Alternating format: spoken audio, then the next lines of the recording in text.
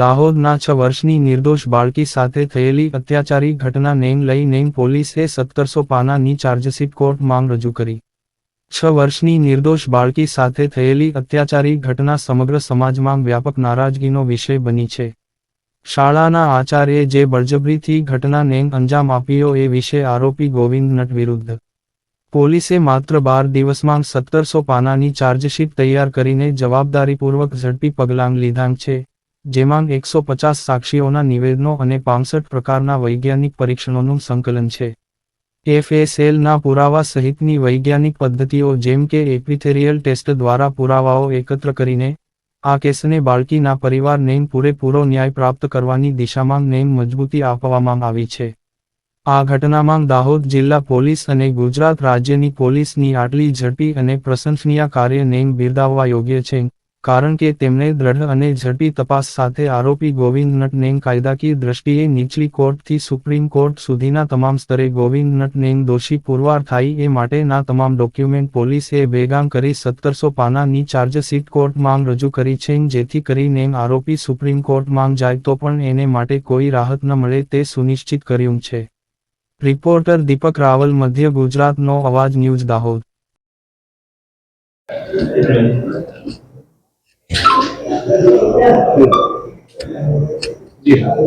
દાહોદ જિલ્લાના રણધીકપુર પોલીસ સ્ટેશનની હદમાં તોરણી ગામે જે 6 વર્ષની બાળકીની ઘટના બનેલી હતી 19 તારીખના રાત્રે, જેમાં 20 તારીખના રાતે મોડી રાત્રે ખૂનનો ગુનો દાખલ કરવામાં આવેલો અને ત્યારબાદ તપાસ હાથ ધરવામાં આવેલી.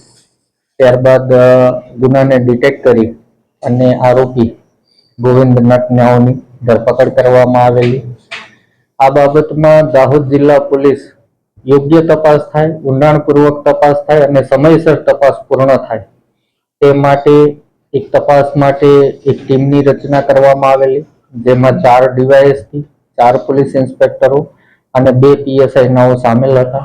આ ટીમનું નેતૃત્વ ડીવાયએસપી વ્યાસ લીમખેડા અને ઇન્વેસ્ટિગેશન ઓફિસર તરીકે નરેન્દ્ર ચૌધરી નાઓએ તપાસ હાથ ધરેલી.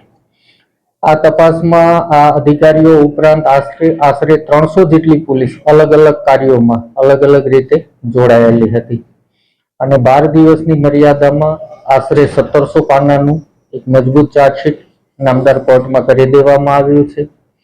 આ ચાર્જશીટમાં તમામ બાબતો, તમામ અલગ અલગ પહેલુઓનો અભ્યાસ કરી વૈજ્ઞાનિક પૃથ્થકરણ કરી અને સામેલ કરવામાં આવ્યું છે, જેમાં મુખ્યત્વે 2 એનાલિસિસ અગત્યના છે.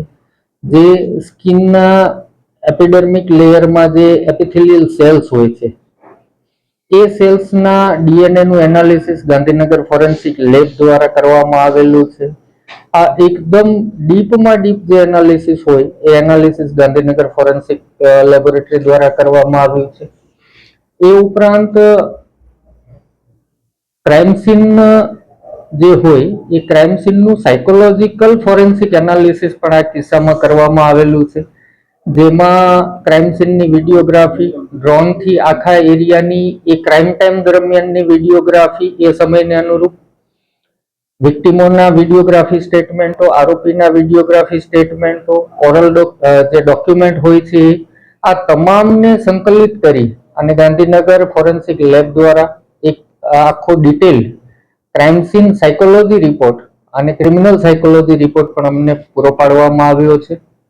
આમ આ 2 અત્યંત અગત્યની બાબતો પ્રસ્થાપિત આમાં જણાય છે કે જે ડેપ્થ જે છે ઇન્વેસ્ટિગેશનની, આ ડેપ્થ ઇન્વેસ્ટિગેશન કરવામાં આવ્યું છે.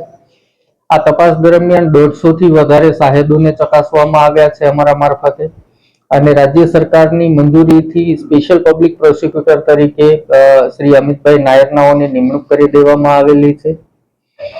આમ આ તપાસ દરમિયાન digital evidences, forensic digital forensic, DNA forensic, forensic biology, forensic chemistry અને એની અંદરનું forensic toxicology, forensic vehicle analysis, crime scene psychological forensic analysis, voice spectrography, આમ તમામ વિજ્ઞાનના જેટલા પણ ફોરેન્સિકના પહેલુઓ છે એ તમામનો આ તપાસમાં સમાવેશ કરી અને આ તપાસ પૂર્ણ કરી ચાર્જશીટ કરવામાં આવેલી છે.